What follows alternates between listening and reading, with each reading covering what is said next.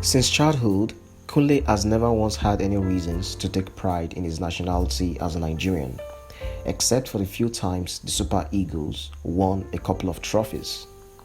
For adults around him, the story is the same. His parents often share regret stories about how things have continuously gotten worse under successive military and civilian administrations, despite the lofty promises they always make that Nigeria would get better.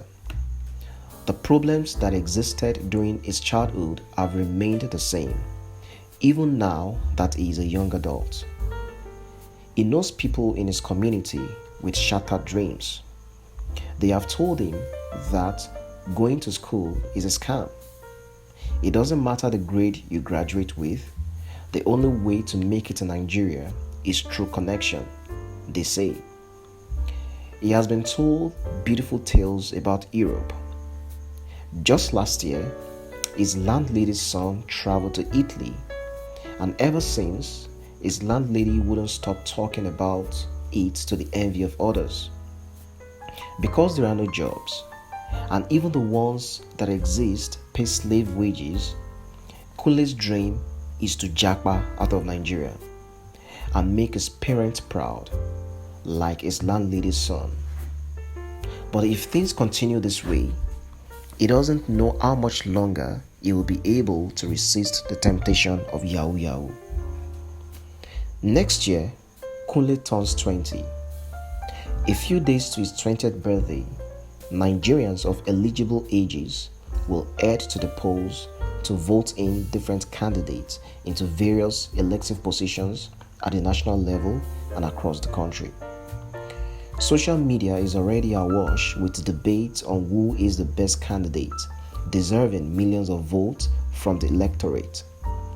Kunle knows that there is power in the ballot, but he doesn't seem to know who to vote for next year. Better yet, he doesn't know how to vote the right person into power. Now, Kunle's story is representative of millions of Nigerian youth, a generation who constantly curse the day they were born into this country. In Kunle, we see a child who started life with a deficit. He bears the brunt of years of corruption and bad governance. However, just like Kunle, most Nigerians, especially the younger demographics, are preoccupied with next year's general elections. Yet again, we are told that this is going to be the most important election in the history of the country. But if you go past the redundancy of that cliche, indeed, 2023 is going to be the most important election yet, given that we are confronted with an unprecedented socio-economic and political crisis. The task of voting in the right person into Aso Rock is a heavy burden on the electorate. But the idea of right is a subjective one.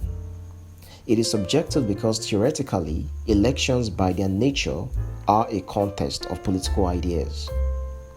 In a Nigerian context, elections are usually about wasteful spending, rigging, vote buying, and all types of electoral malpractices. Since 1999, we've never had an election bereft of any of these. For us, it's never about manifestos or leadership track records or anything like that. The overriding message on social media today is for young people to go get their PVCs.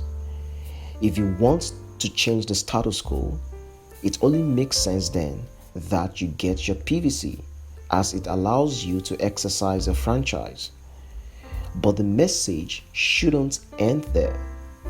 It is one thing to get your PVC, and it is another thing to vote for the right person. The most popular candidates so far are Peter Obi of the Labour Party, Atiku Abubakar of the People's Democratic Party, Bola Ahmed Tinubu of the All Progressive Congress, Omoyele Sowore of the African Action Congress, and Rabiu Kwakwanso of the New Nigerian People's Party. Now, who among these deserves our vote. Anytime from now, they will commence their campaigns and rallies full throttle. We should expect them to release their poetically crafted manifestos in the coming weeks in hopes of winning over a disgruntled electorate.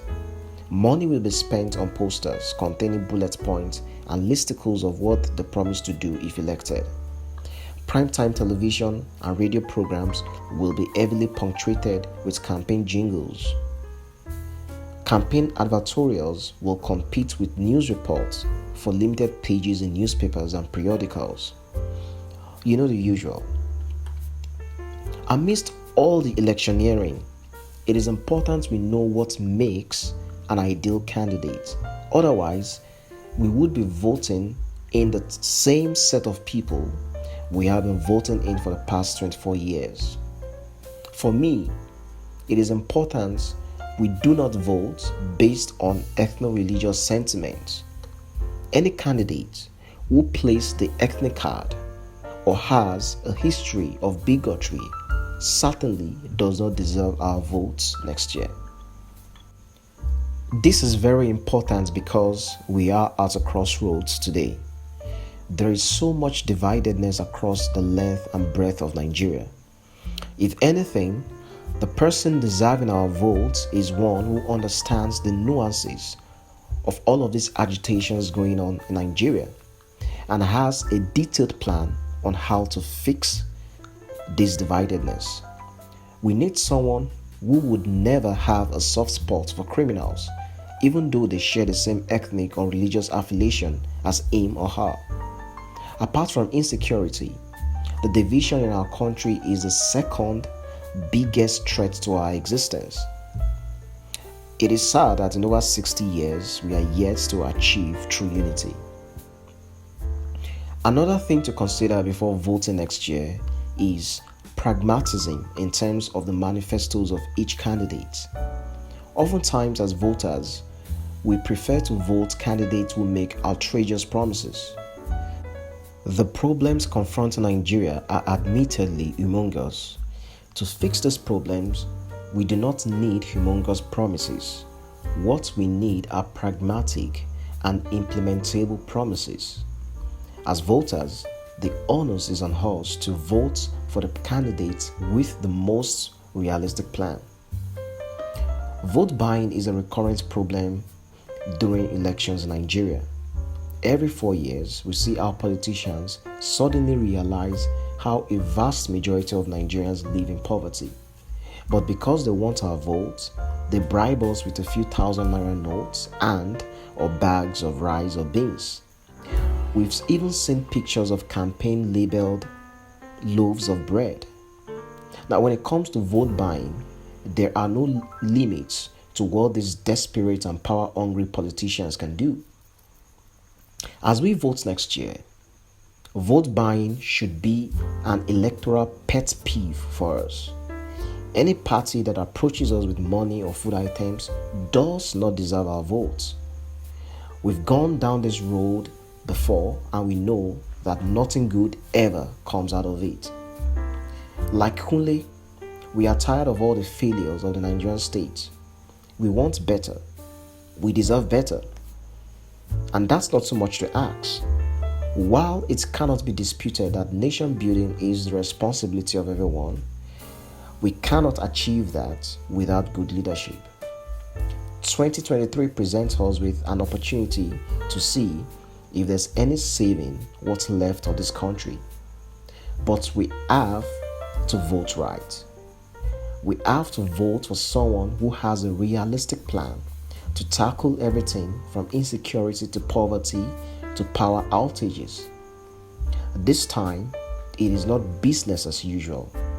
This time, it is an unusual business.